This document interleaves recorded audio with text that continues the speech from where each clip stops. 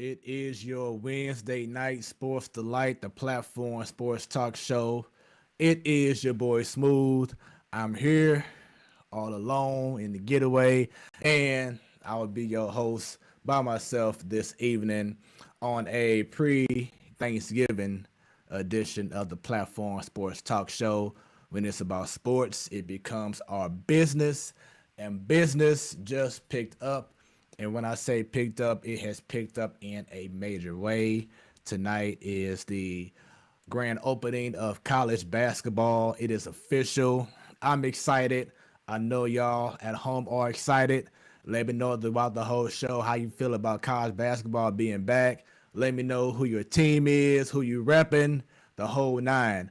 I'm particularly excited because there's a whole lot of stuff going on between with teams either in the Missouri area or teams that have kids that just graduated recently from the Missouri area and doing big things on a college level. For example, my old high school, the Vashon High School, Cameron Fletcher, he's out there doing this thing in Kentucky.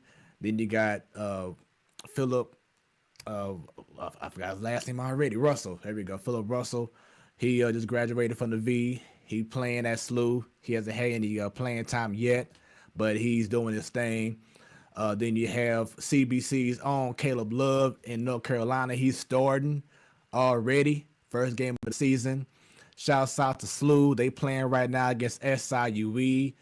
Doing their thing, dominating. Javante Perkins doing his thing.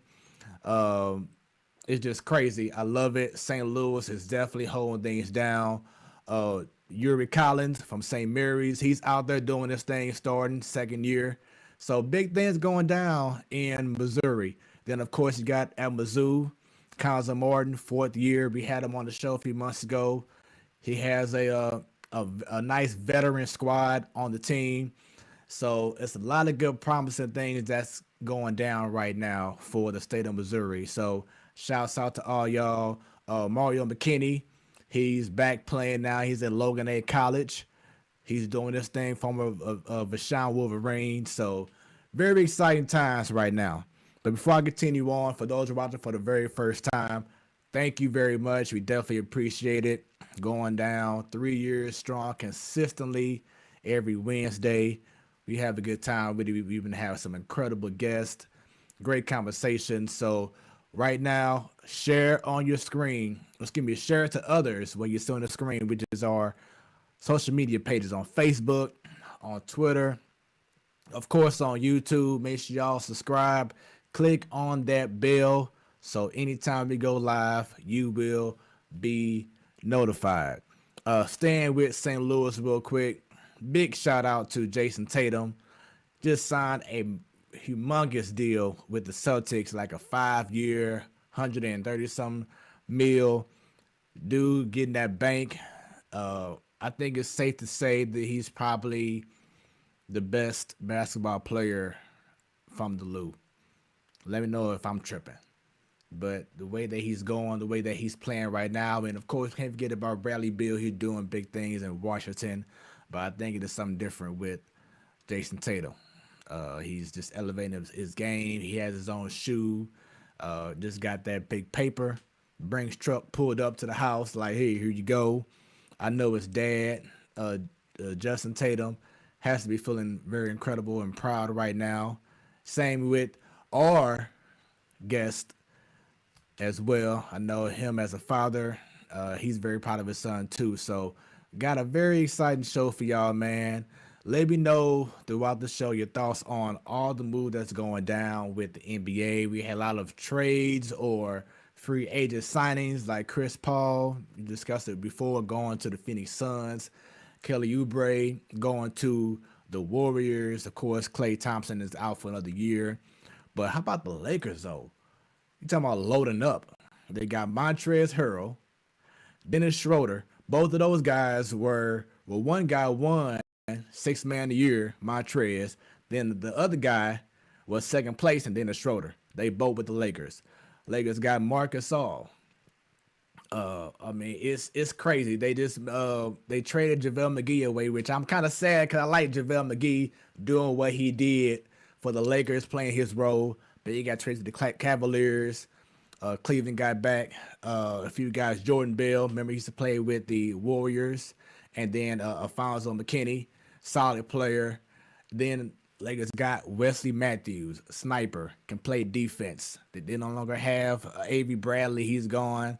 Dwight Howard went to the 76ers. So I was sad about that too because I like what he brought to the team, that toughness as well. Shouts out to Miss Williams. Glad to have you on here again on your Wednesday Night Sports Light. Let me know your thoughts about college basketball being back, all the recent moves that's been going on in the NBA. Of course, we can't name everything, but there's just been so many transactions that's been going on over the last few days, and it's exciting times for a league that's going to start next month. Rondo, he signed a deal with the Hawks. Danilo Gallinari, he moved over to the Hawks. That team, I'm saying it now, on the Platform Sports Talk Show, the Atlanta Hawks will be in the playoffs. That's going to be a very nice squad. Look up the roster right now, and you'll know what I mean. Brooklyn Nets, they're going to be doing everything. Kevin Durant being back, Irvin. So many teams are making moves. 76ers, once again, got Dwight Howard. They haven't made a whole lot of moves, but they did sign Seth Curry, Steph Curry's younger brother. He's a shooter. I like the moves that Milwaukee did. They got Drew Holiday. Drew and Eric Bledsoe. He went over to the Pelicans. So there's a lot of nice little moves going on in the NBA. I know for those who play NBA 2K, the rosters are crazy bananas right now. Gordon Hayward went to the Hornets. He'll be playing with LaMelo Ball. Just a slew of moves going on right now in the NBA. Very exciting times. Very exciting. Want to give condolences to the family of one of the people say he's top 3, top 2 best soccer players in the game. Moandino, he passed away today. I believe it was COVID. So tough times right now. But for all those, we just pray for the families. For those who are dealing with COVID, dealing with any kind of sicknesses, issues at all, we pray for you that you get better, get well, get strong, and continue to just live your life to the fullest. But with that being said, Bunny, she is doing her thing. Let's see here. Some people are saying the sound. So if you're having a hard time, let me know. I'll adjust the sound. I see Samuel Arnold. Make sure y'all check y'all devices. Y'all can hear me. Miss Williams, let me know. If you can hear me real good, give me a thumbs up or just a response back. Let me know. For all those watching, we want to make sure that y'all can hear me good and clear and ready to rock. Turn y'all phones up, your computers up, your TVs, wherever y'all at, because we have a very special show.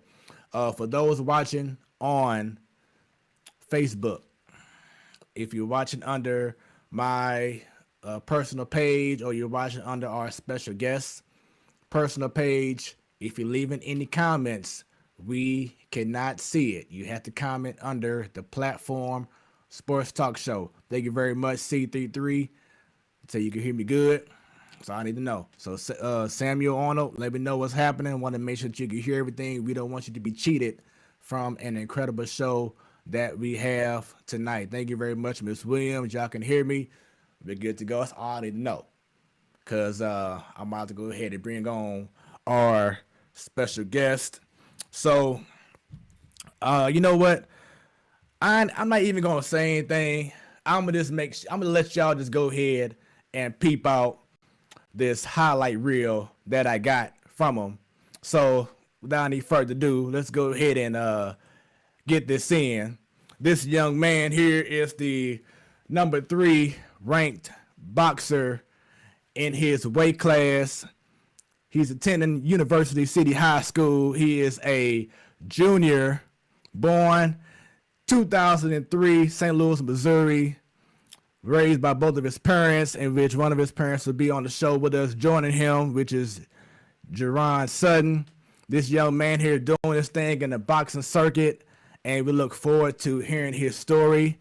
He's been doing a lot of things around the St. Louis area, doing for Breast Cancer Awareness Foundation, the Devin Alexander Donation Food Drive, and the hashtag Lunch Bag Feed the Homeless program.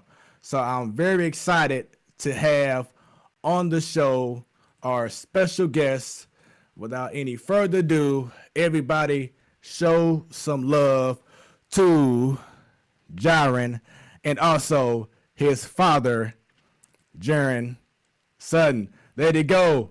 How y'all doing, fellas? Hold on, bro. There we go. How y'all be? Man, we good, man. Hey, show up and ready to train always, ready to fight, ready to go whenever. Hey, y'all look ready, and just seeing the background right now, I'm inspired. I feel like I need to go out there and go to the ring and do my thing. Got the belts in the background. What's going on over there? We got 14 belts.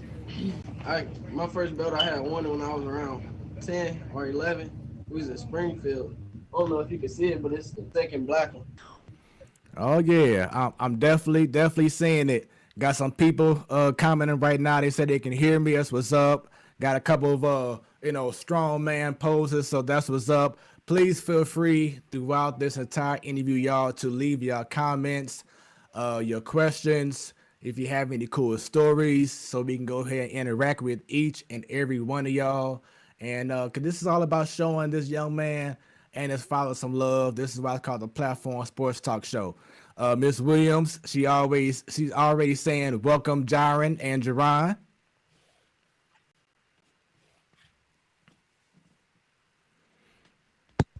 How y'all doing? There we go. So, right off the flip, man, Jyrin, go ahead and tell me how things have been with you going through this pandemic at this time.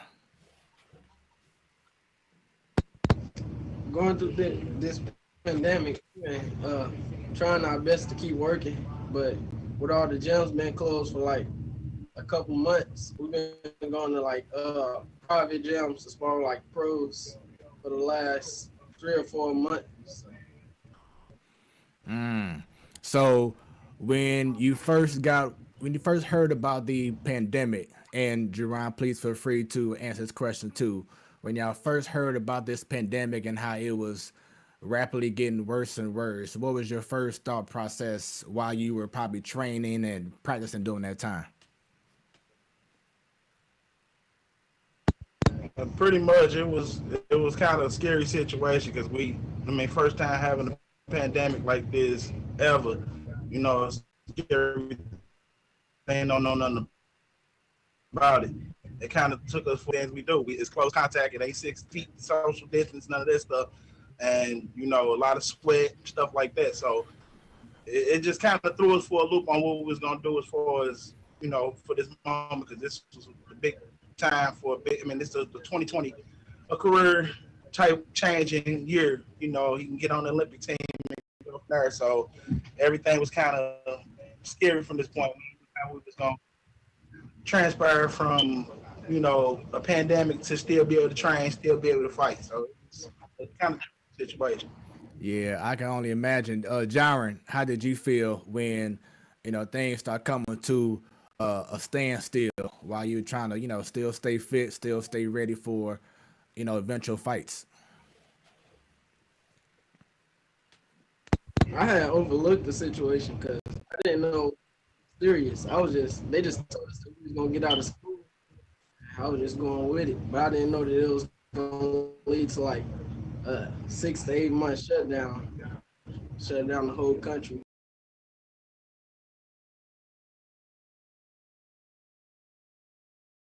She pretty much was saying there. I'm gonna ask the question: has boxing came up with any type of way in which boxers can wear a mask at all, or you just can't do it while you're fighting? You had to just not wear a mask. Yeah, they basically took the mask away. It was one of them deals. It'll be fighting like you got an elevation mask on, so it'd be kind of difficult to fight with a mask on. But they got us going through all the proper procedures. They, between rounds, they got us constantly sanitizing the gloves, the coaches, when they're in the corners, working the corners, they must wear a mask and wear gloves. Basically kind of keeping it safe. Cool. Got a few comments here from Kamina Dugan. Shouts out to you. She says, "Oh yeah, Jyrin," and got the fire emojis going on.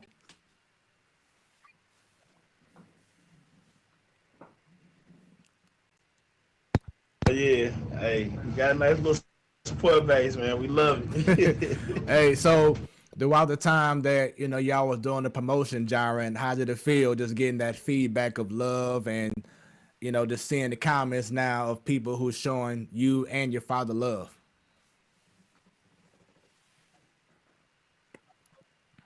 It feels good to see like there's people behind you because we from St. Louis and it ain't much of that for real. It's like a lot of hate going on. It just feels good to see that type of stuff. And it's something that it's been said for a long time, like you just said about people not really showing each other love. But for you to be at such a young age and to have that mindset already, how does that make you feel, and what are you trying to do to try to change that mentality that's going on here in St. Louis? I want to bring a lot of stuff to St. Louis and help St. Louis change and make it a different place. I don't like all the murder rate, how high it is, and what's going on in the city, like all the drugs and all the killing and stuff. So I want to make a difference in St. Louis. Big one. Hey, that's what's up. Y'all heard that. A young man who wants to make a difference doing positive things. So for those who are watching, I hope y'all take heed to what he is saying. Get ready to enjoy hearing and seeing this story that's about to unfold. I have a comment from Samuel Arnold. Says, "New money, all love." Ms. Williams also asks, are they able to provide testing for the boxers? Now they haven't came up with like a testing plan. I mean, it was something I think they was really trying to implement. But that's like later on down in the future. I mean, I guess that's what they really kind of want to go with. Just make sure all the boxes are safe. So yeah, I think it's gonna be something in the near future because like all the tournaments for the rest of this year has been canceled now. So they just I guess trying to come up with something else new now to figure out what we're gonna do from there. All right. Then we have a comment. Y'all may know this person. She says, "Let's go, son." That's Tierra Hamilton. Who was that, y'all? That's my wife and mom. We're on our biggest support. What's up, baby? Here you go. Jyrin, how you feel seeing mom showing you love? How's that feel? It feels good. I've been getting that mostly my whole life. It's nothing new. So when she's out seeing you do your boxing thing, who's the most nervous person? Is it your dad or is it your mother? It's both of them because they minds be racing. But at the end, it always come out. After I win, it be the best feeling. Everybody happy. That's what's up. Shouts out to is that Corey Gregg. He has the strong man emoji going on too. So a question that we typically ask our guests, Jyrin, is at what age did you develop your love for sports in general? I think it was around. I think I was 8. I started watching football, and then it started off with my brothers. They used to play for Woes and City Rec, and I used to watch them play a lot. And then we got into football, and after football, we had seen the boxing gym at the top of the hill. So we went up there one day, and then I seen that. And I always wanted to join, but I was always too young. So they told me like come back next year and stuff. But then me and my dad was working on like the basics, like 1-2s. And then what really did it was when I seen Manny Pacquiao knock out Ricky Hatton. Yeah, that's a nice boxer to follow. So before boxing, you would say that your first love was what sport? Football. Okay. So what was your favorite position while playing football?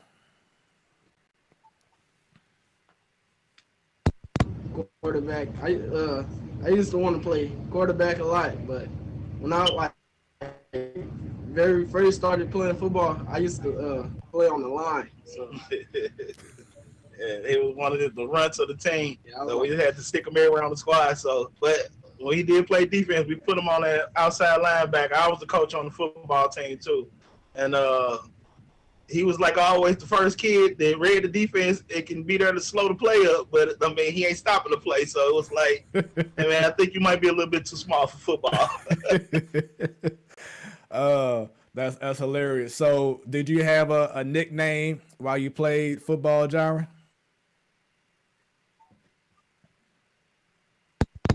no, it wasn't really a nickname. It was just like, if anything, it was just like the Pale Boy or something like that. I was like, just light.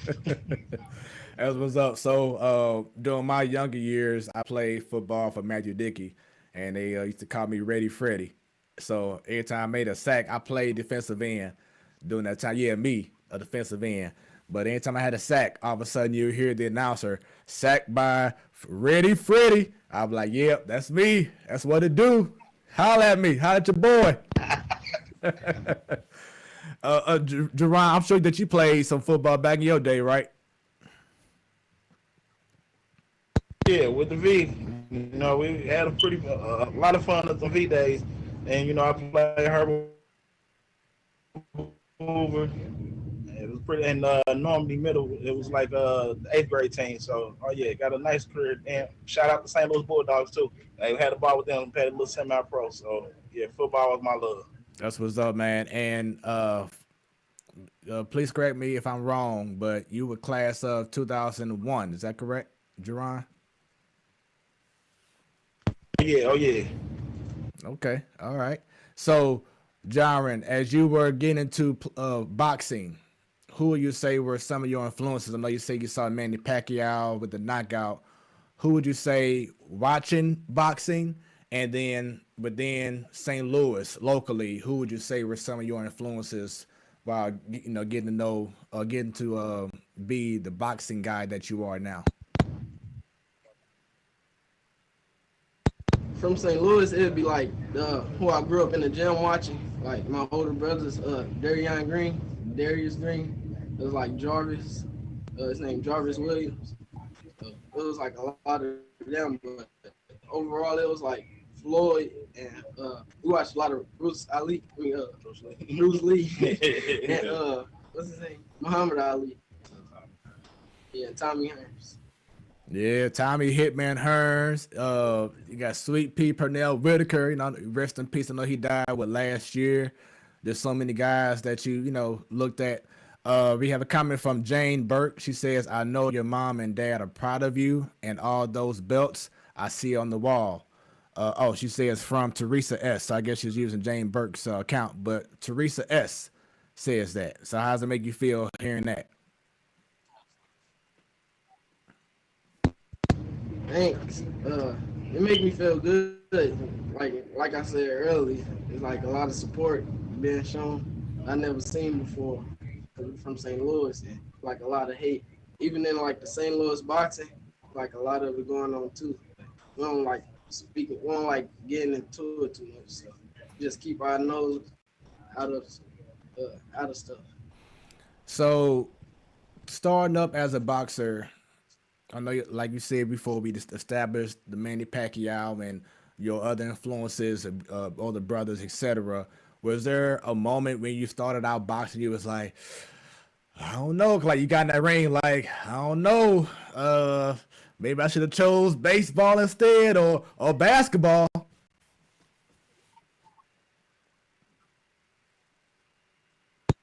No, it never was to that point. It was like I lost my first 4 fights, but everybody I lost to, they already had like almost like 7+ fights. So I always knew it was a reason behind it, and I never like lost real bad. So I knew it was like a chance for me to actually be good at it.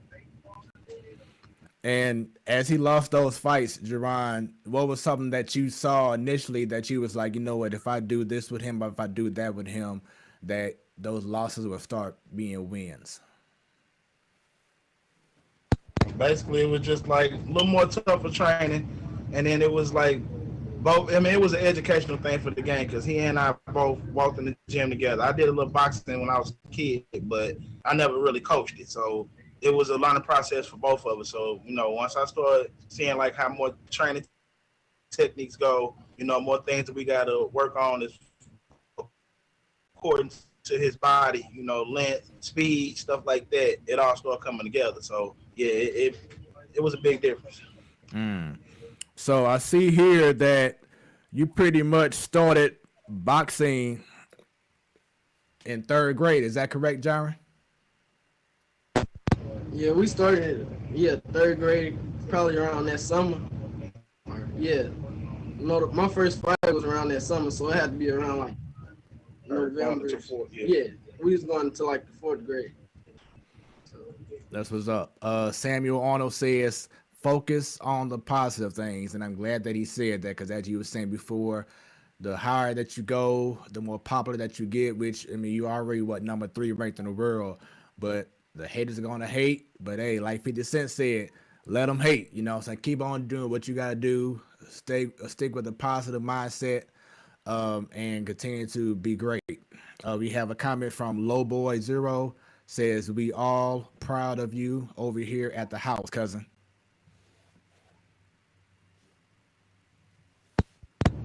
Thanks. That's what's up. That's number one. Our cousins are a big fan. Hey, he wanted us to stay on us like big time about everything, And we always need a good person out here telling us, he ain't criticizing, he just putting us on game like what he see from outside perspective. So shout out, low boy, hey, right on. And I think Jyrin has Kamina on YouTube crying right now. She says, proud of you, gang. She's emotional right now for y'all, showing y'all love.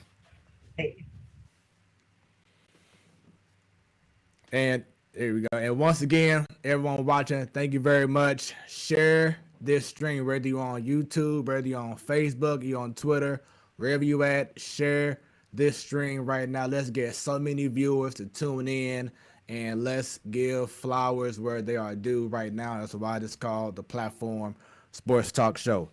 So you boxing, you're doing your thing, and now you at University City High School. Tell us how school is going for you at this moment. I think it's like the hardest school ever been for me.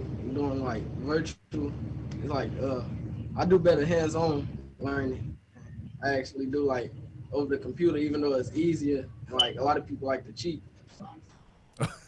Call them out. You at home, you get that chance to relax. I had to come back in there. Hey man, get up! Like, oh, I'm in class. I'm here. So, so how are you doing now compared to early in the year when they were doing the virtual learning? How are you doing now compared to when you first started doing the virtual learning? Do you feel like it's getting a little bit better for you?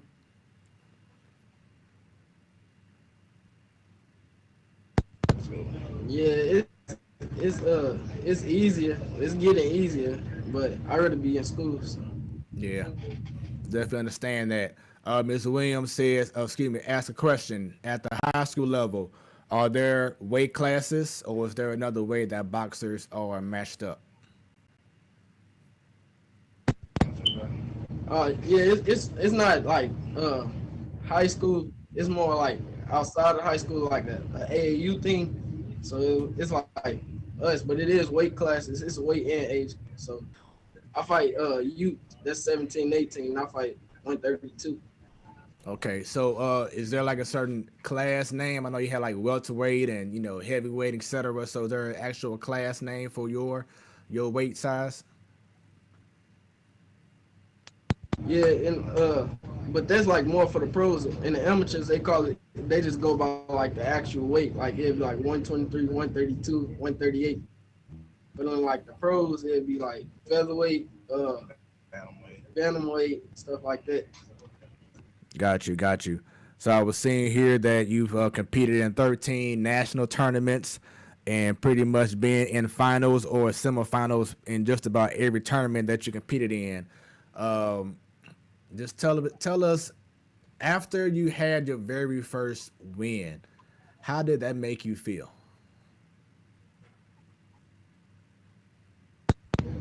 My first win at nationals, I won the whole tournament. But as an amateur, my first win, I think it was probably around the same like feeling because I came off like my first 4 fights. I lost, so the first win it was exciting. But my first win at nationals, it was like everybody was proud of me. That was like another time I got showed like a lot of love.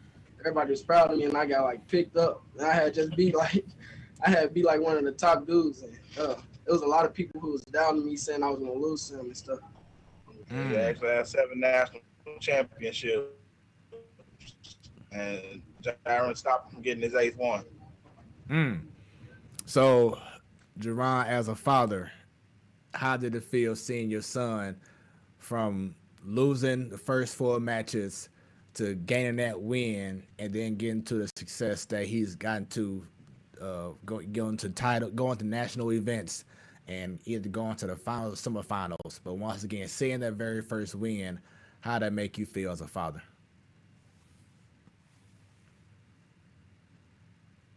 Made me feel great, honestly. I mean, it let me know progress is being made. You know, we overcame that hump and finally got that first one. And man, it was just like, I don't know, you get kind of emotional in this sport. I mean, a lot of people might be like, yeah, I just got the one, but it's just like people don't realize what you go through in this sport. You know, the diet, the waking up, the running, the conditioning, making sure you got them all on point. You know, just to learn all those things, and then you actually see what you've done, the progress, and see it work, and it'd be a great feeling. So I know now you just said how you felt, Jerron and Jyrin, but how about the mother? 'Cause I know she had to feel a whole different level when she found out her baby won a match and winning tournaments and everything.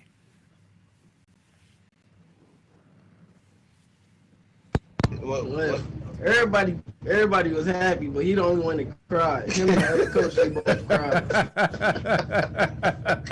Are you serious, Jerron? You the only one that cried? Really, man? Can we put a whole thing down for the big dogs?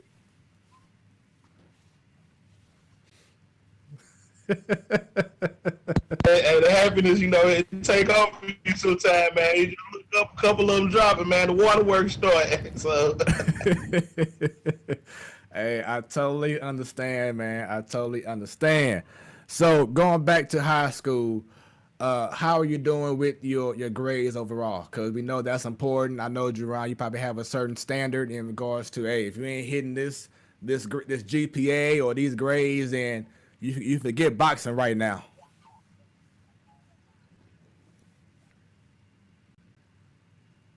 No gym, no tournament, no nothing. Shut it all down. But we usually don't have no problem. We play one of the games for a little while to try to go off track. But you know, the teachers, you know, shout out to every teacher, principal, everybody at every city, man. It's like they a great staff. They, you know, take care of their students. They look out for them. And hey, if anything, I mean, from him doing good stuff to bad stuff, my phone rings. So it just let me know the support is there with them. You know, and they push them big.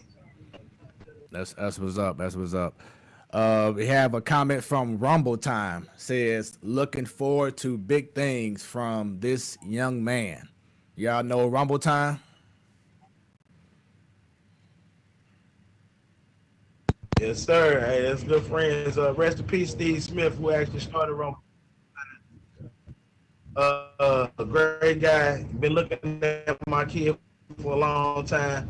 Hey, him and the whole Rumble Time Promotions group, you know, been on us since day one. And actually, you know, they like his style, like the way he fight, and told me never change nothing up. So big shout out to Rumble Time. So, Jyrin, I know you said earlier that you played football. When you went to U City, were you just stuck on just playing boxing? I'm sorry, on just boxing, or are you playing other sports as well?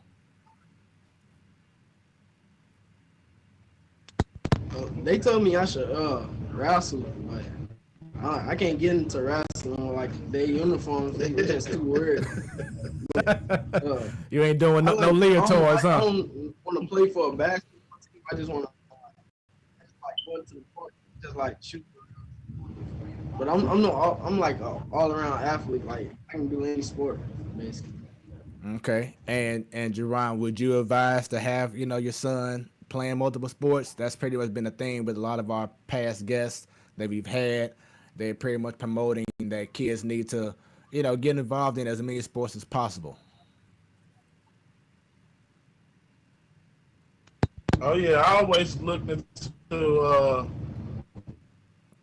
basketball and wrestling. As you know, I wrestled in high school too. So um, basically, just I wanted him to do that so he can kind of use more of the body, get a little stronger, and then also basketball because the conditioning with basketball, running up and down the court, basketball you use everything, every muscle in your body.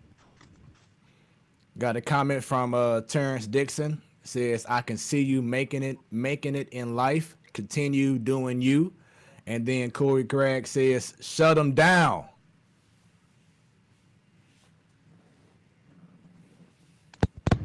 Shout out to both of them. Shout out to Corey. Shout out to Squirmy. Shout out to Randy, Malik, and the whole NMC. Shout out to Prince. Shout out to Devin. There's a whole lot of people that I've been talking to. Shout out to Kent Cruz and a lot of other St. Louis fighters. That's like Jyrin, Keandre, what's his name? Darwin. That's what's up. Showing love. So, do you have plans on attending college? Yeah, well, I got plans, but I didn't know how I was gonna do it yet with like the Olympics and the pros, and it's like all like bunched up at one time. But we're gonna find a way to make it work. So, are there a lot of college programs out there that hold things down for boxing, or is that something similar to the high school where you gotta do like an AAU circuit kind of thing?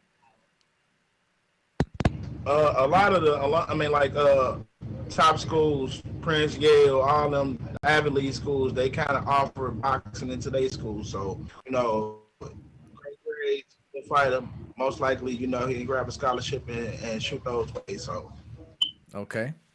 Got a comment from Drea. Drea says, "Look at you," and period with 18,000 D's behind it.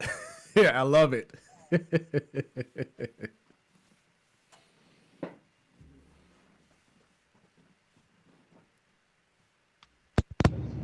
hey, look, man,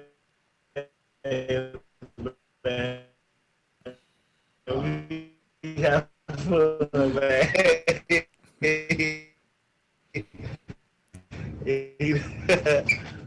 Okay.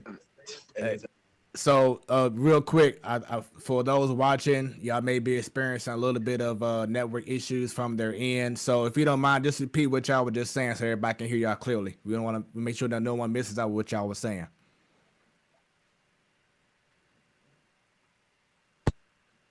We were saying shout out to Drill. Hey. Hey, Drea. That's my girlfriend. That's his girlfriend. Oh, that's what's up. That's what's up. Little tender.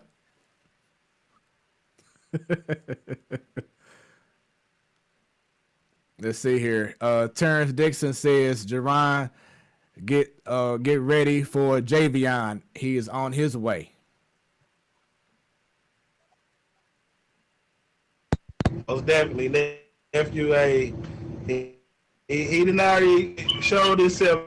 Man, it was funny because he went out of town to one of the national tournaments with us, man.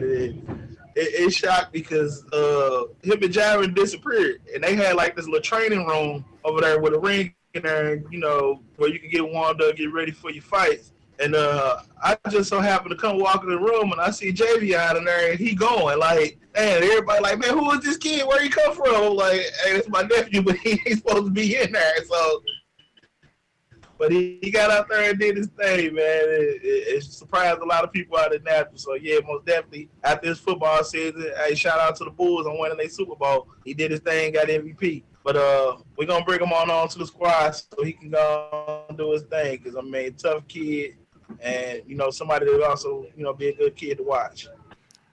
That's what's up. Got a comment from Tashad. Says, we all here, bro. Much love. Got the heart and strong man emoji.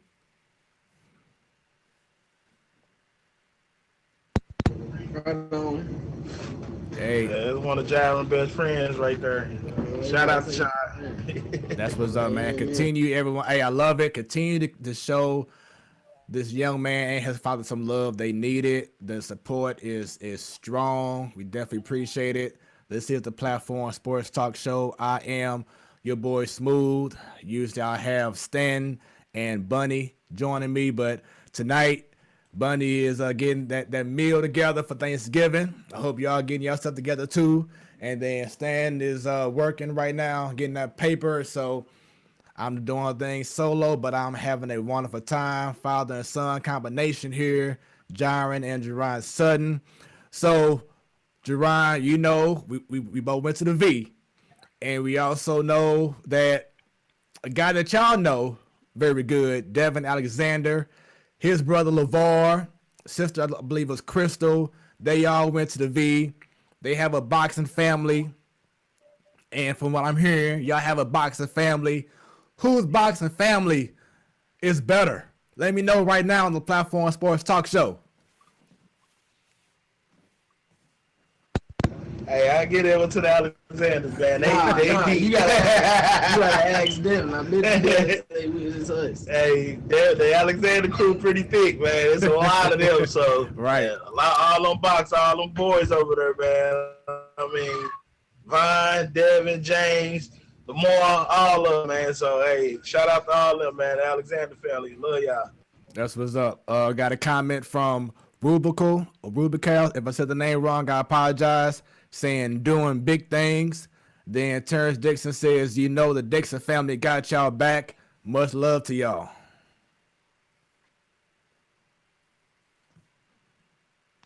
Right on, bro. Hey, we love all the support, man. All the support is good support.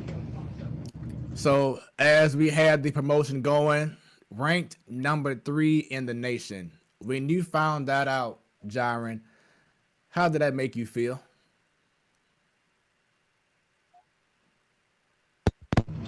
To be honest, I feel like I was cheated because I really supposed to be number 2, but 2 at the tournament, I had got disqualified in the finals. I thought they was gonna put me in second place, but it's like a point system in USA boxing, so I guess he had more points than me. Okay.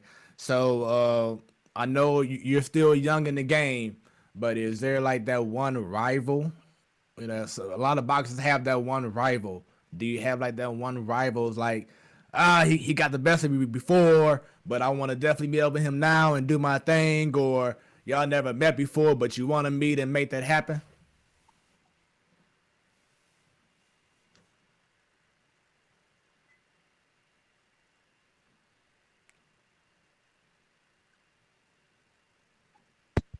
If it was somebody, it would be somebody by the name disqualified against it. But I didn't get him on medal. It was more my fault than his. No, okay. Do me a favor, because I think the feed on y'all end was kind of going a little choppy. Just repeat what y'all were just saying, just to make sure everybody can hear y'all good.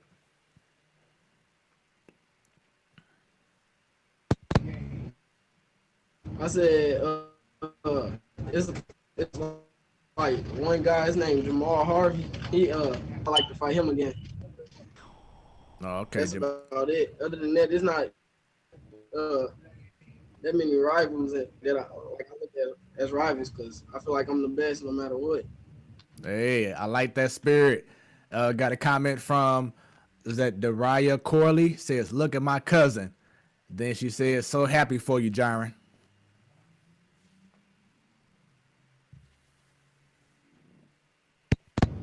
Thanks. I love y'all. Hey, Jyrin over there getting all red in the face. He blushing like, oh, y'all show me so much love. I appreciate y'all.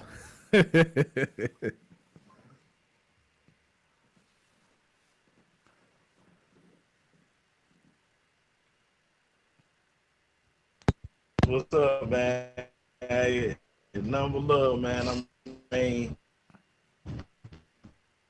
hey, it's like that. Like a lot of shows. I mean, I'm public. I mean, he ain't like super famous in the game, but it's still at the point like when we go places. we get people, complete strangers that we don't even know, just walk up to us and be like, "Hey man, y'all, y'all do the boxing thing, or you Jyrin?" Or if I go somewhere by myself, they like, "Man, you Jyrin, daddy?" Like, okay, like we don't know, like, oh yeah, I just gotta play that game like I know them, or say what's up. But we get love everywhere, man. I really feel like that's a great thing, though, for real. So, who came up with the nickname "Shut 'Em Down"?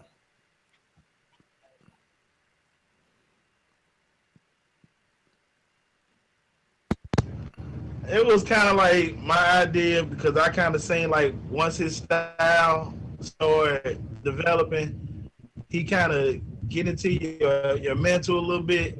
So if you a fighter to come in the game plan, your game plan gonna change. Boxers didn't have back in the day, and watch videos, and they can see videos of these guys now. So they watch his videos and see what he got, and they don't realize how fast he is until they get in front of him, and it's like wow. So the whole game plan, everything is completely out the window as soon as the bell rings.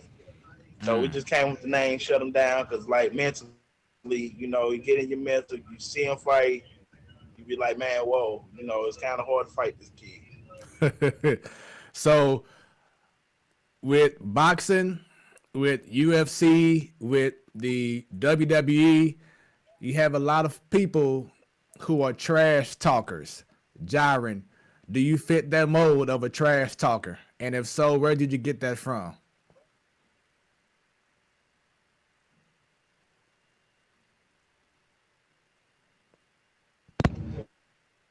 Uh, a lot came from when I was younger. I used to do it, let my hands do the talking in the ring. But if anything, it probably developed on my own, or probably from him. He used to make raps when we used to play football about the other teams. That's probably where it came from. Do you still recall any old raps?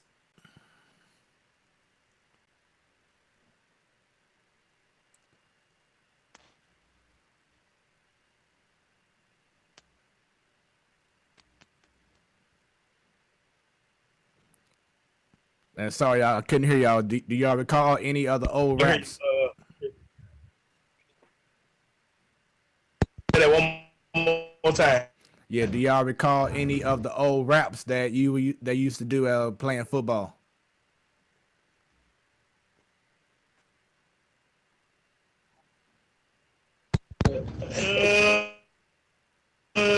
Sort of, kind of, but it's almost been like 10 years. I remember someone was what was it, Wolfpack Back, something like that. He used the song from Rick Ross song, Tupac's Back, and the name of our team was Wolfpack. So we did a little song, Wolfpack Back, something like that, and it kind of stuck with the kids, and they got to singing it everywhere we was going. Man, it became a trend, and it was the parents. I don't even know who made a copy of the CD, but I looked up. We had a game. The parents playing it, the parents singing it, the kids singing it. And it was kind of funny. So yeah, kind of talking to the other team a little bit, just having fun.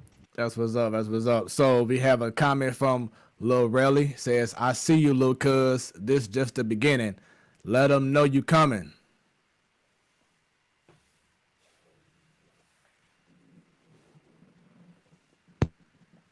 I don't Real. Shout out to Real. That's my big cousin. Then we have Jakira Sutton says, "Let's go, Jyrin." Got the boxing glove emoji going on. So much love, man. I love it. I love y'all for showing them love. That's what the show is all about.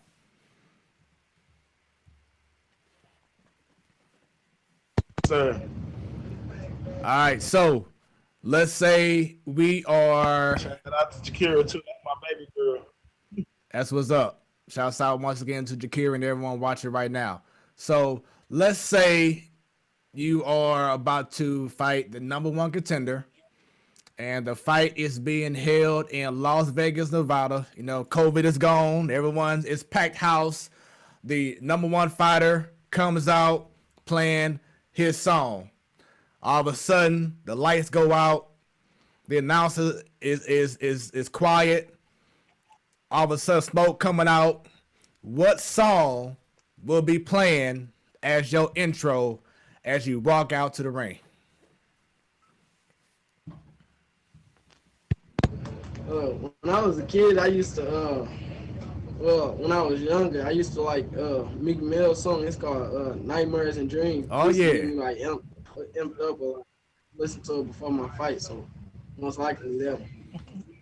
So, John, and you probably saw it too, Jyrin, but Jerron, I know you recall when Corey Spinks had his fight against, was that Zab Judah here in St. Louis, and he had Nelly, and like Nelly put on probably like the best pregame intro concert in boxing history for Corey Spinks to lose that fight.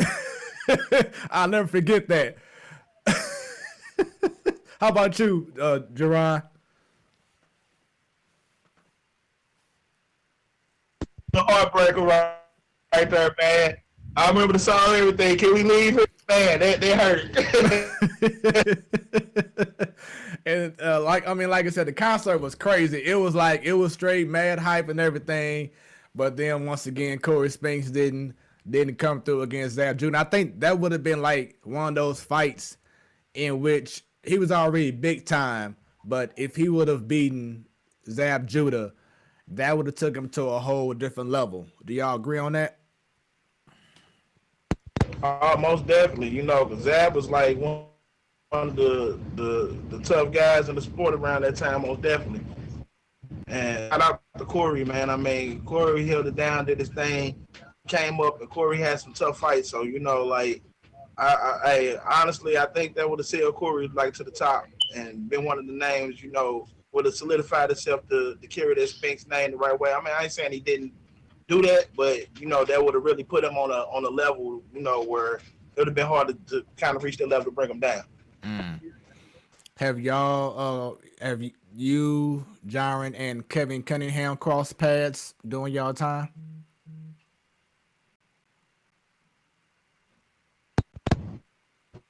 Yeah, Kevin, shout out to Kevin. You know, we go back to way back to High Point Boxing Gym. You know, spot in, train there, work with them guys, did a couple fights with them, stuff like that. Then Kevin, great dude. You know, yeah, he done met Jyrin, and you know, it's been a good thing. Like he always tell me, keep it up. You know, do what we do and train hard, fight hard. And Jyrin, I know that you've done a few food drives with Devin Alexander. Tell everyone how much he has influenced you. What has he done to help you out throughout your boxing career? Say that one more time. We was breaking up. Oh, Jyrin, let everybody know about Devin Alexander, his influence on you, what he has been telling you to help you along throughout your career. Yeah, Devin, he been leading the way for us. He showed me a great path on how to like give back to the community and like even like what was it? What was we at? High Point. Yeah, Hyde Park. We did a food drive. He give good advice, and he also like our sponsor. He helped out. He helped with some of the trips. So. That's mad love. So, with everything going on with COVID and everything, why don't you take us through a journey of a normal day for you, Jyrin, when you are, waking up, going to school, and then going to boxing practice?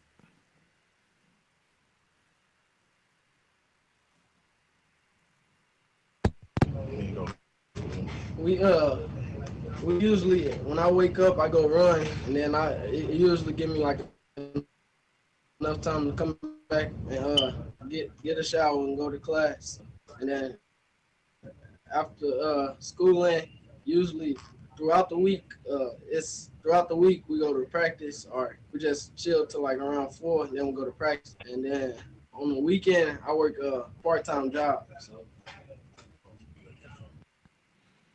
Okay, and I'm a big fan of Rocky movies. Like 2 weeks ago, I did like my own little Rocky / Creed marathon where I watched Rocky 1 through 6. Then I saw Creed 1 and 2, and I saw how Rocky had different things that he would do depending on the opponent. So what are a few of your routines that you do when you get to the boxing ring and you start practicing? I know you have the speed thing and doing jump ropes. What's some of your routine that you typically like to do or are forced to do?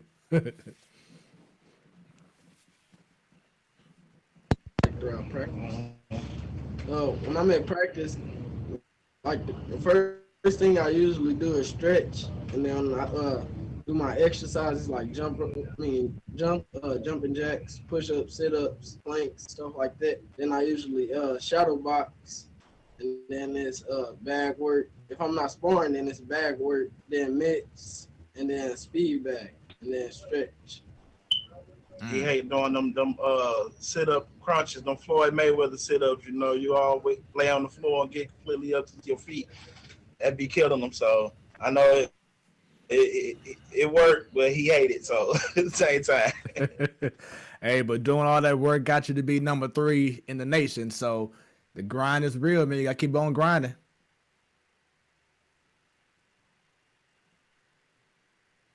Definitely, we're trying to get to that number 1 spot, take over. So you brought up Floyd Mayweather. A lot of people aren't too fond of his fighting style, because he's such a defensive fighter and not one of those like Mike Tyson punch you out guys. What do you say to those people who feel like Floyd Mayweather's fighting style is stale and is not appealing for the eye?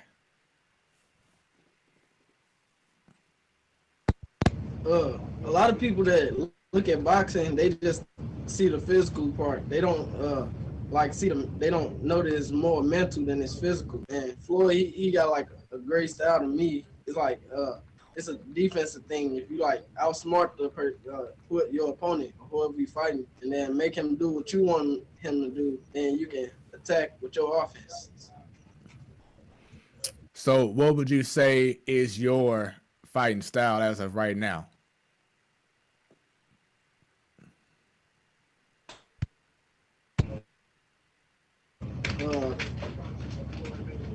More like bad. I like using my feet a lot.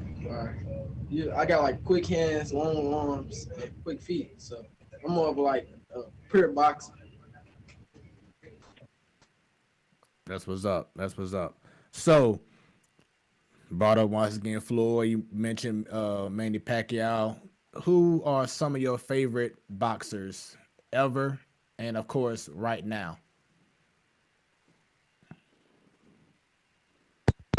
I like Floyd. I like Earl. I like Tommy Hearns. I like Muhammad Ali, Manny Pacquiao. I like I like Devin. I like a lot of St. Louis fighters. I feel like St. Louis should get more of a look. I don't think that we should have to go out of town to go get a look. I feel like St. Louis got a lot of talent. Most of it going to waste. Mm-hmm. And what are your thoughts on Gervonta Davis? I know he's like one of the hottest things spoken right now. I like Tank. He real strong and he's smart. His last fight, he was using his head a lot. He said, what's his name? Leo Santa Cruz. He set him up with a good shot and the fight. What were your thoughts on that match between Tyson Fury and Deontay Wilder a few months back? I know some people were saying that Tyson Fury possibly cheated. Deontay Wilder. It really did. Wait. Oh, I'm sorry, Deontay Wilder. He said that he came out with too much armor on, and it kind of messed up his endurance and his fighting technique. You think those two should hook up again and do a round 2?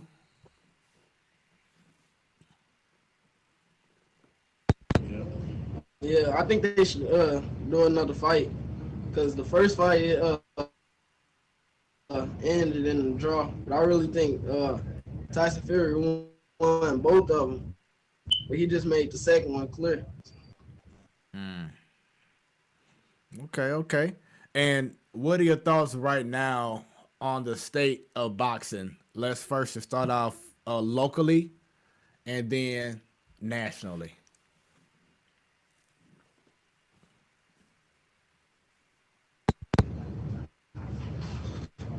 Locally, it's like wait, you mean like ask the question again. Oh, yeah. What are your thoughts on the state of boxing right now? Is it in a good place locally and nationally?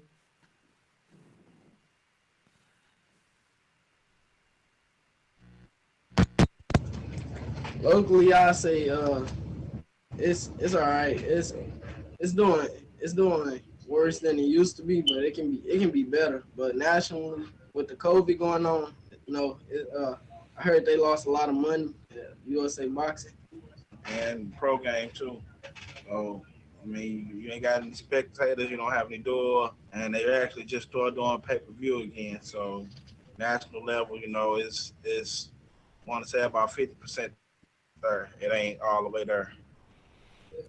So for those boxing fans out there, 'cause I know there's plenty of them here in the local St. Louis area, and of course around the nation, but here specifically in St. Louis, what would you say needs to happen to really promote this, promote boxing to greater heights? Because as you brought up before, Corey Spinks when he was doing his thing, boxing was just the it thing. It was like a full house. Of course, we can't do it right now because of COVID, but the hype was real. Devin Alexander, the hype was real. Was real. What needs to happen now to get that hypeness back in the game of boxing?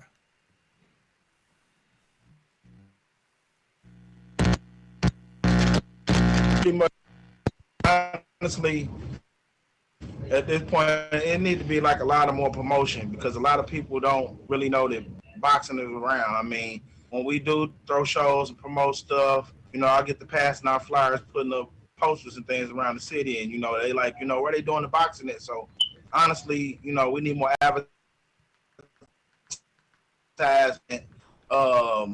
Pretty much, more people speaking on it because we still got guns and hoses, and they get it pretty well because they do it on the television, stuff like that. But as far as the amateur game and some of the pro game, we really need to bring more advertisement to it. Start letting people know that boxing is still around and it still exists.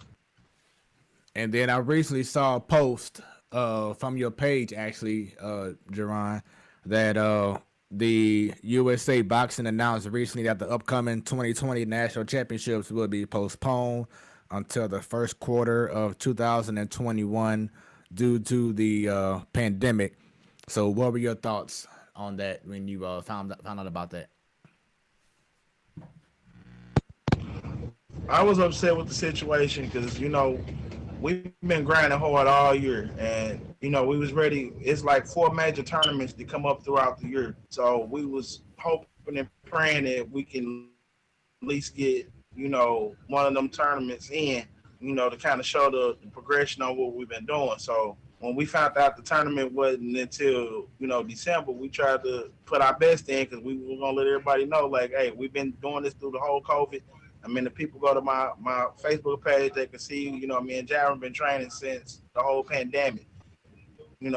From we went from gyms to when gyms shut down, we had to go out into the park and go train. I mean, we did everything we could. So it really hurt me. Like once we seen they postponed it because we got all our money together as far as rooms and travel and all that. And once you start getting all that stuff together, you put all that hard work in, and then they hit you like a week and a half before the tournament. We'd rather be safe and sorry because it is something that we ain't familiar with going on out here.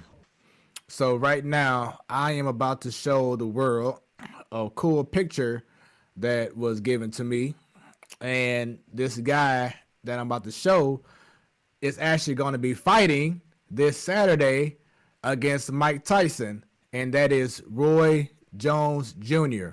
So, Jyrin, when you met Roy Jones Jr., what were your thoughts? Because I know that had to been pretty cool.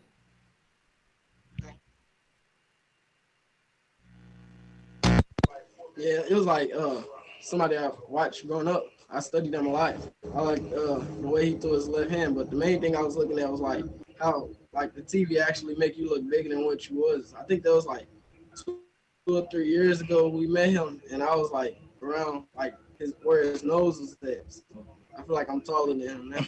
Yeah, I can tell just from this picture that you are definitely taller than him now.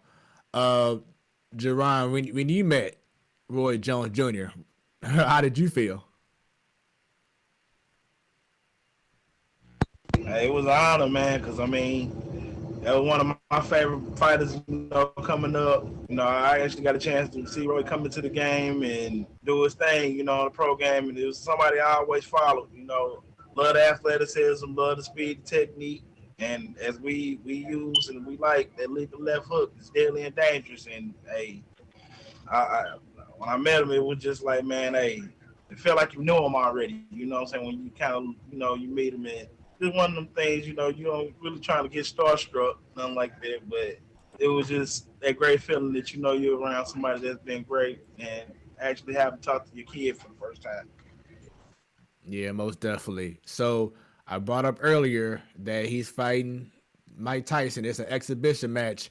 They laid out some rules, and it's pretty much going to be like a glorified sparring session. Like if a guy gets cut, the match is over. No knockouts. It's like you're taking away all the fun. But with that being said, how do you see this turn out this Saturday? That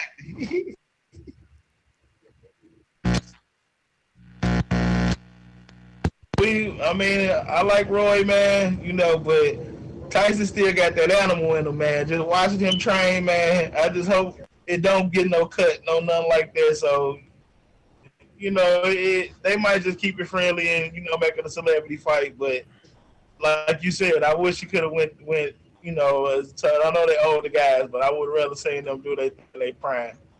Right. Yeah, that definitely would have been fun. So speaking of in their prime, a lot of people be having their opinions about this, and for those watching, give me your opinions as well. Mike Tyson, Muhammad Ali, in their prime, who would win?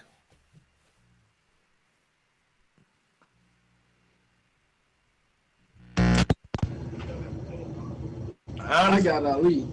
yeah, I mean that's why I look at it. Ali. I mean, as far as Tyson. I mean, Tyson's short a fighter. I just know Ali know how to use his range.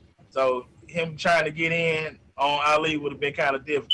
So we're talking about somebody with quick hands and quick feet, long arms, deadly combination, kind of hard to get in on. But Mike, he could roll in up on it, but I mean, when it came to boxers, we seen with Evander Holyfield kind of, he got in his mind and did we call Jyrin, shut him down. So made him bite him. Terrence Dixon says he's going for Mike Tyson.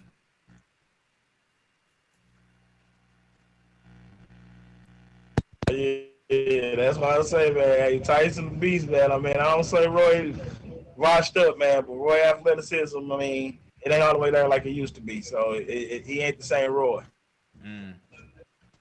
Let's see. Miss Williams says I agree with Ali winning against Mike Tyson. She says anyone who can beat George Foreman could beat Mike Tyson.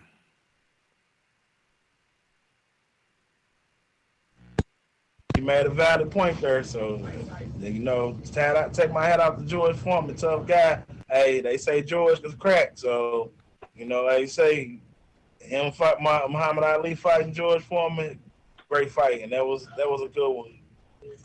And Jyrin, how would you react if a boxer bit off your ear?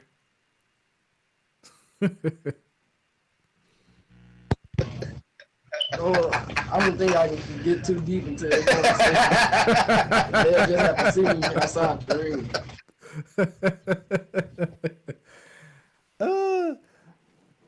Shouts out to Miranda Poliette.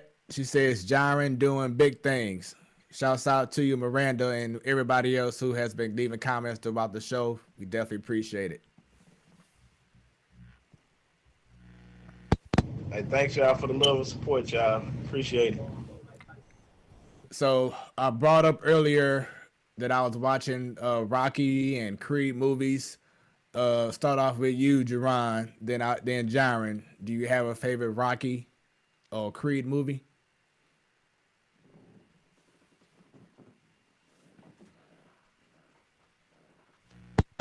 I want to say my favorite was the one he fought Tommy Gunn when he brought him up, trained him, and then he had to fight him. Man, that was like one of the best ones because I mean it's just like he did everything he could to try to save the kid, but it showed how Hollywood can make you Hollywood and make you feel like you better than what you are, and make you forget about the people who helped you come up. So it was like a great lesson teaching movie on that one on that. So that was one of my favorite Rockies. I like first Creed, but I don't know which number it was, but I like the Rocky one. Apollo Creed had got killed by the Russian. Yeah. Rocky had to train to fight him. So, do you train just like how Rocky had to train differently when he faced Ivan Drago compared to him fighting Mr. T, or fighting? I know he didn't train when he faced Tommy Gunn, but Jerron, do you have Jyrin's train a different way based off of his opponents that he's facing? I mean, I try not to too much worry about him. I mean, as long as I know we train hard and put that real work in. And I mean, I got a thing that I always tell Jyrin: if you train harder, they don't know how. We don't know how they train. They don't know how they. We don't know how they train. They don't know how we train. So if we put that real work in, nobody train like us. You should come out victorious. All right. That's what's up. That's what's up. So once again, this has been an incredible show. I am your boy Smooth, doing everything solo tonight.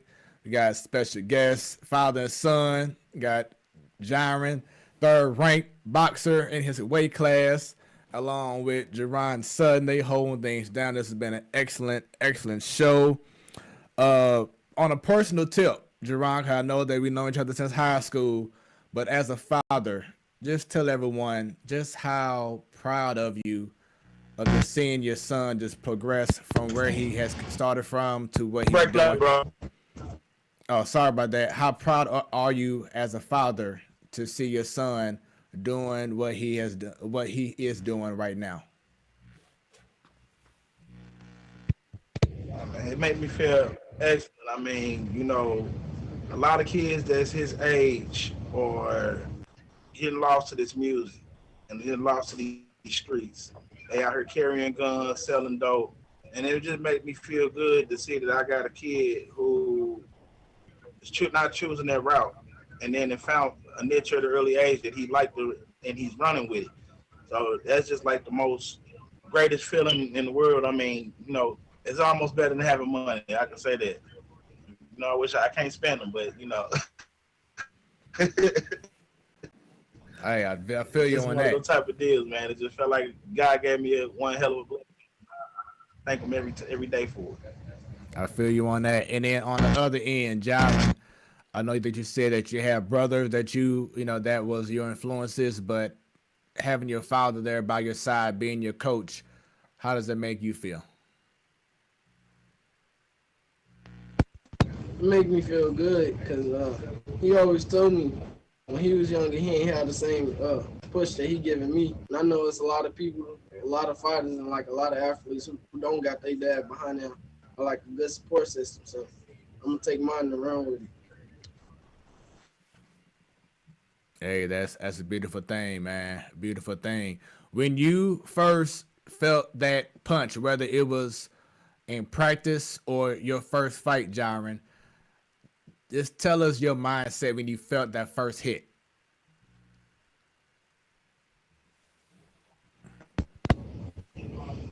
If I can remember, it was like I was sparring somebody by the name of Joshua Temple.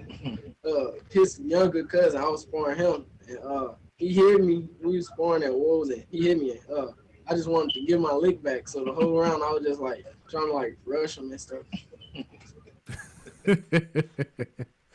So you're trying to rush him. Like, wait a minute. So Jerron, is it difficult for you at times to try to like separate being a father and being a coach to your son?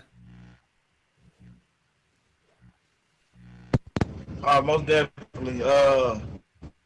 Another heavyweight from St. Louis. It's another father and son trainer, Brian Shaw and Stephen Shaw. Hey, everybody look out for Big Stephen, man. He the truth. You know, I'm not one of the heavyweights from St. Louis that's gonna do it. But Brian, you know, he come to me on the mental aspect and get kind of, you know, help me throughout this. And he told me, you know, with boxing, kind of separate the two.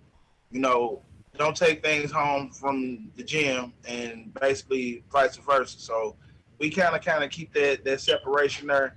You know, we come home, we try to forget about the gym. Sometimes we still kind of talk about it, but that's the main thing we trying to do is just like what goes on in the gym, stay in the gym, and you know, home life. So you know, the other thing is I kind of get like a lot of advice from a lot of coaches like Sam Arnold. Shout out to Sam.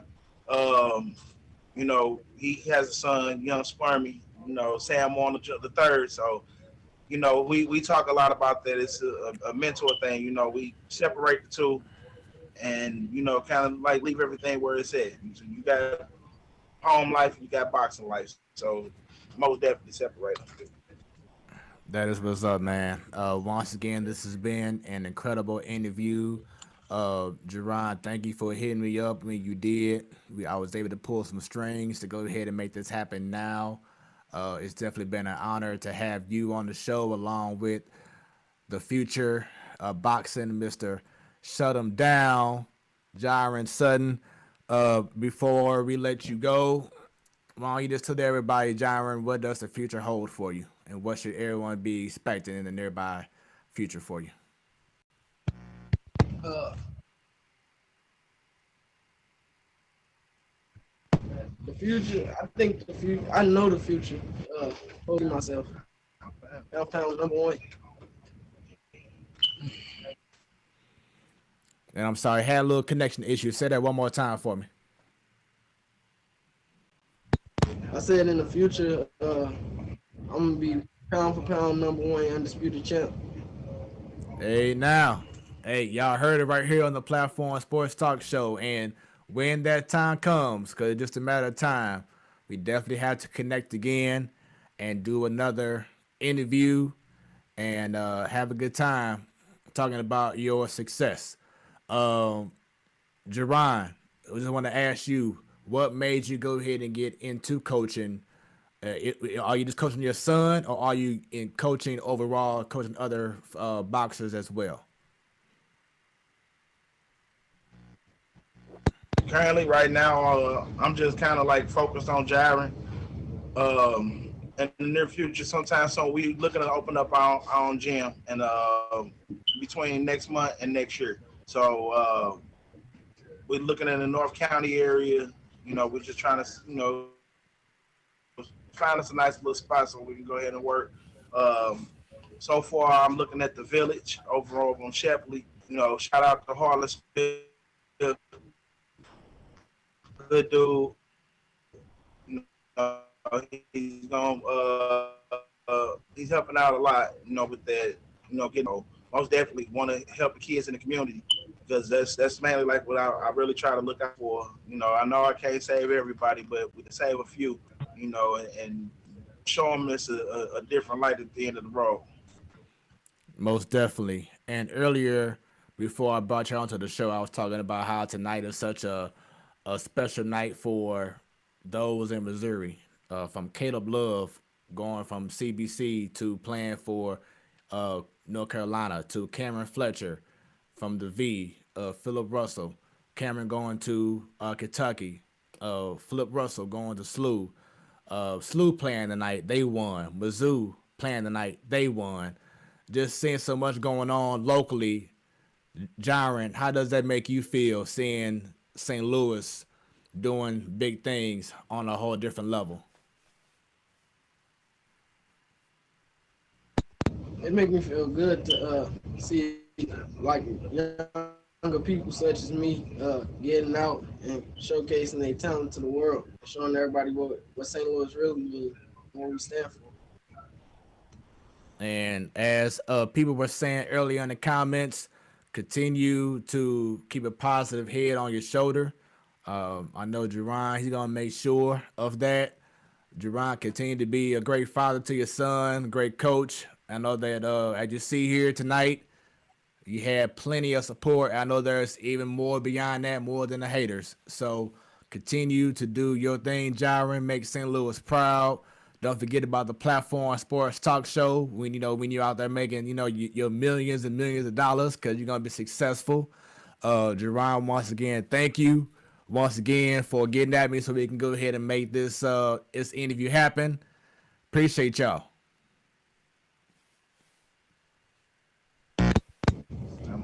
Thanks for having me. I don't appreciate it, bro. It was definitely my honor. Ms. Williams says, good luck in the future, Jyrin. Do y'all have any last words before y'all depart from the Platform Sports Talk Show?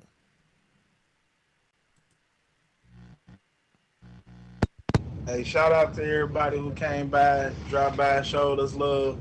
Hey, we know there's plenty more people, who ain't Facebook people and all that. I mean, we try to get it out to everybody as much as possible. But hey, everybody that we forgot, we ain't forgot about y'all. It's kind of a little nervous, so it's kind of hard to remember everything. So, hey, all the St. Louis pro fighters, all the amateur fighters, hey, everybody that's with St. Louis boxing staff, we all got that goal we trying to reach and, make everybody happy. So, it ain't just us, it take everybody as a unit. So, hey, shout out to St. Louis boxing president, Andy Livingston. Hey, we doing our thing, man. So, right on. Love everybody. All right. Jyrin?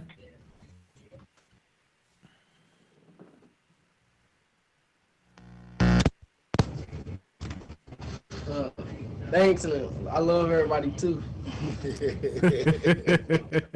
It's all good, man. So y'all have a good one. Terrence Dixon says, I'll see y'all later. Got it, bro. Right on. Hey, again, thanks for having us, Smooth, man. Hey, we gonna make this thing happen, and we gonna be back on the show again. And hopefully, I ain't gonna say I'm do. I promise that. Most definitely, brother. It's been my pleasure. Y'all too. Y'all have a good one. Happy Thanksgiving to y'all. And thanks once again for being part of the Platform Sports Talk Show. Shout out to Fathers and Sons of Boxing. I don't know if they can see my shirt. Oh, yeah. Yeah, but that's the group. That's our little thing, man. Fathers and Sons of Boxing. That's what's up, man. Once again, thanks for joining.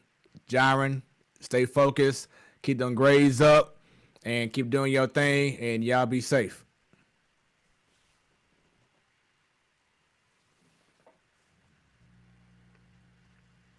You too, man. Hey. All right, now. All right, so that was our special guest, Jyrin, number 3rd ranked boxer in the nation, his weight class, along with his father, Jerron Sutton. Great interview. I hope y'all enjoyed that. Up next, she's already ready for us right now as we transition, talking about everything hockey and baseball. Joe, how are you doing? I'm doing good. How are you? Doing well. Did you enjoy that interview? Yeah, I caught a little bit of it. We were doing some things, but yeah, enjoyed it. That's what's up. And once again, shouts out to you, to Brendan. Y'all holding things down with the bedroom for Baby Bova. Yeah, I'm actually sitting in here right now. Love it. Yeah, it's gonna be some great moments, memories that's gonna go down momentarily. I know I saw your post earlier on Twitter. You were saying how you're trying to record Baby Bova dancing in your stomach, but then you hit the record button, all of a sudden she just stopped. Yep, she knows exactly when I hit the record button. But then I was just sitting on the couch and she was moving like crazy. Like I could just see her from the corner of my eye moving. So I don't know. Babies know already, I guess, whenever you got the camera on them. Yeah, babies know. All right, so won't hold you long. So have you done any preparing for Thanksgiving? Oh, no, I don't do cooking really. What?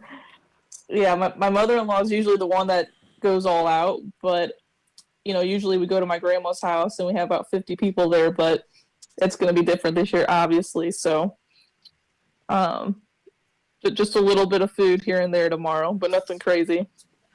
I totally understand. So let's get right into it. Not a whole lot to talk about really in regards to the hockey front. I know there's one I want to discuss. I kind of shared the tweet with you a while back.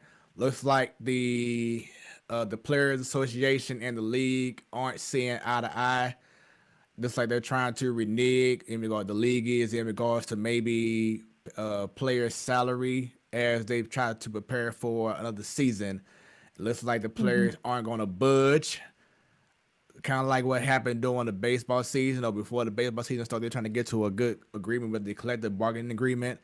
Do you have any hope that this would not be an issue before NHL season starts, hopefully in January? I mean, I hope it doesn't, but I think it was I hope it starts, in January. But I think it was Kerber on 101 last week.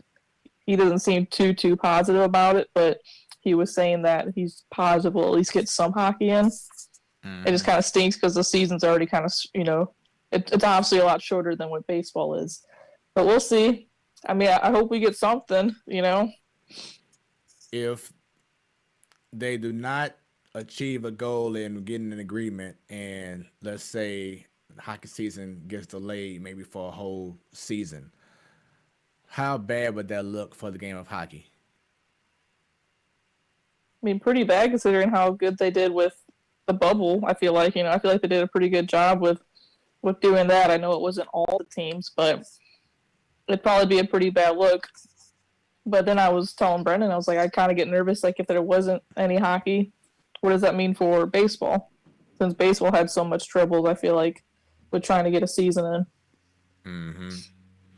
And now leading on to baseball, looks like one of the biggest discussions, and they still don't have a concrete answer to yet, but they're trying to decide on a universal DH for, of course, both leagues. Are you in favor of the NL having the DH?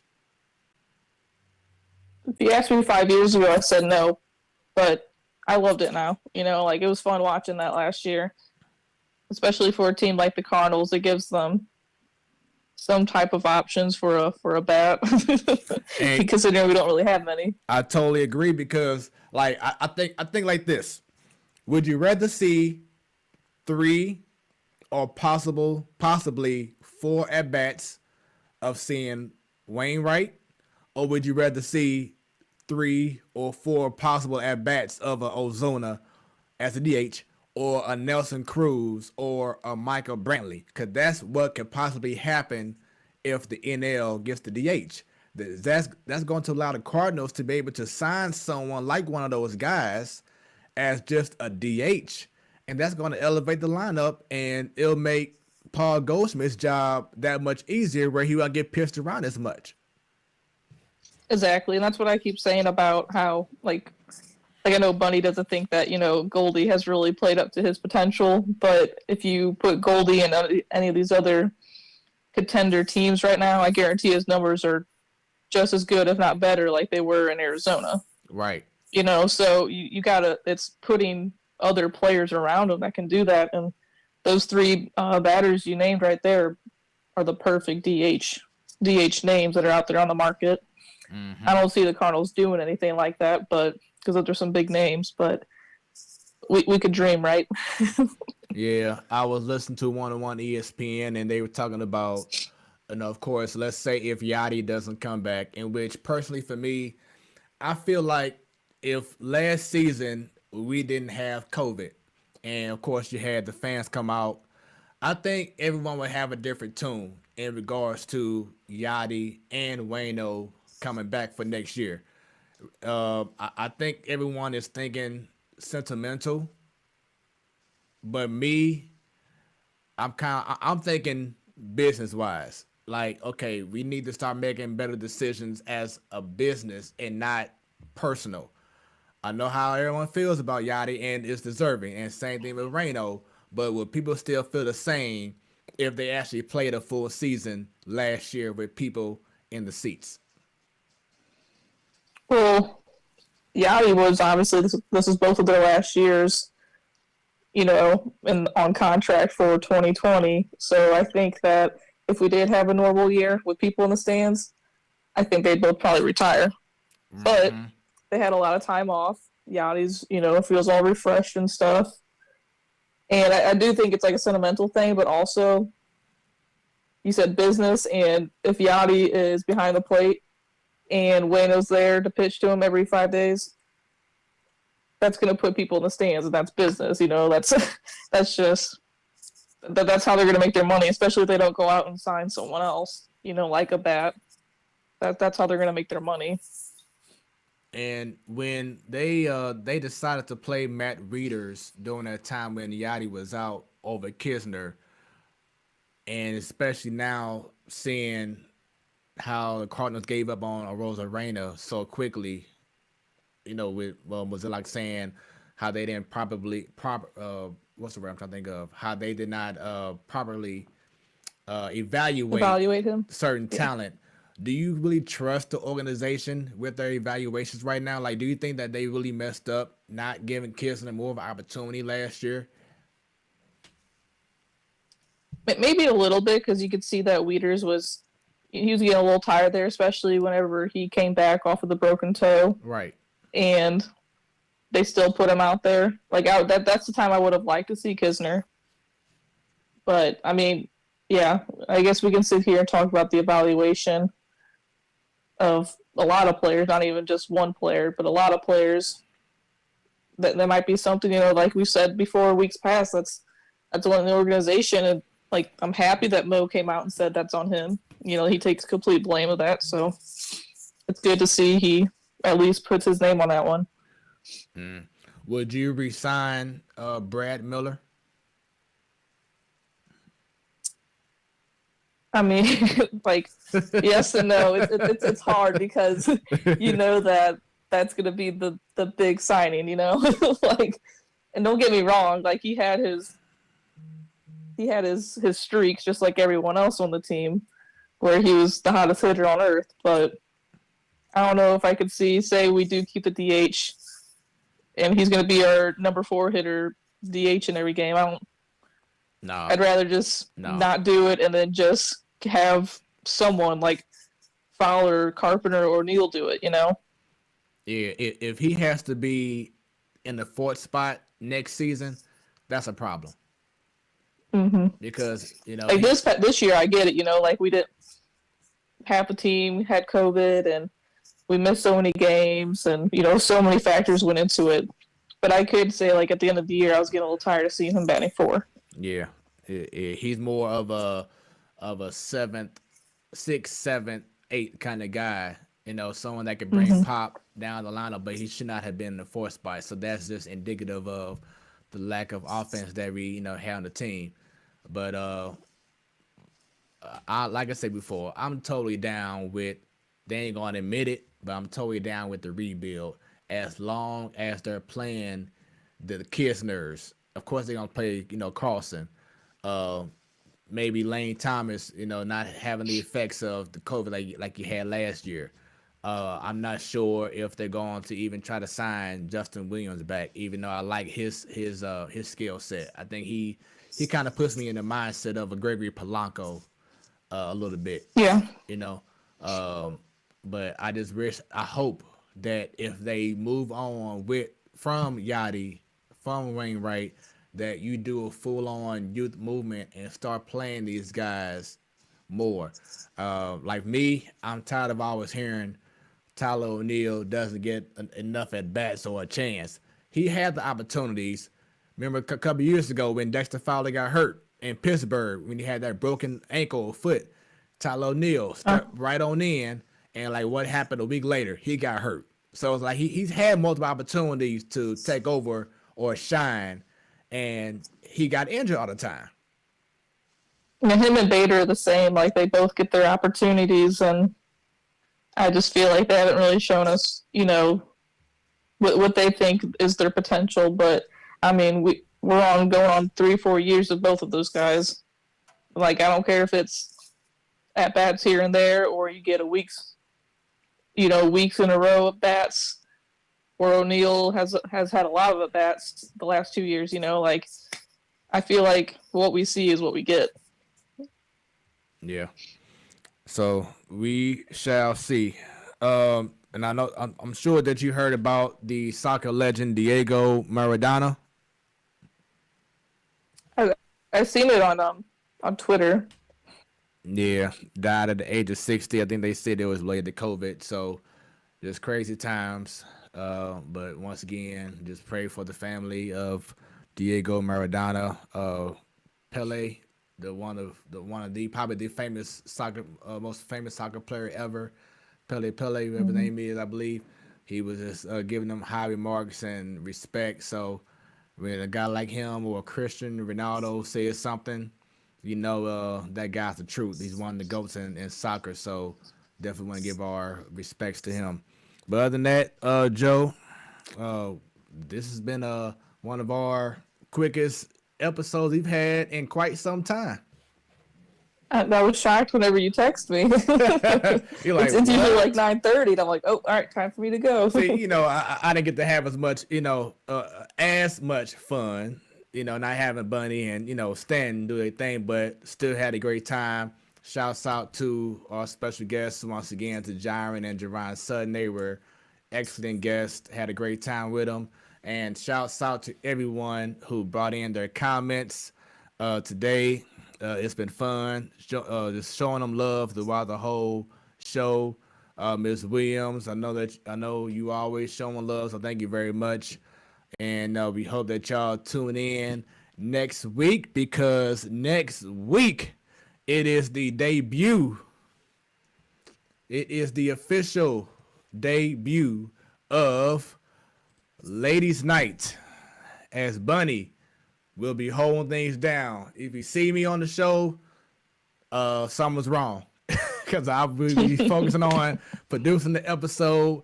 Bunny will be hosting, and we will have special guests. 3-time champion from the St. Louis Slam, Annie Greer, will be joining us. You yourself, Joe, will be back on throughout the whole show. And return again. She is a dancer, choreographer, entrepreneur, a huge Kobe fan, Lakers fan. Dejanelle Freeman, call her Purple Rain. She'll be joining. It's going to be a panel of ladies who love sports, who are very passionate, very knowledgeable, and just going to talk about, what they do, and talk about sports in general and life from a woman's perspective. So definitely look forward to that. Joe, you excited about it? I am excited. I was telling Brody I might have to actually look decent and put my face on this Zoom call for this one. Do a little bit of a little beat here, get ready, because it's gonna be fun. And something. I'm already working on future guests for the show in January, but it's gonna be exciting. Look forward to it, and it goes down every first Wednesday of the month. So definitely share, let everyone know about Ladies Night next week.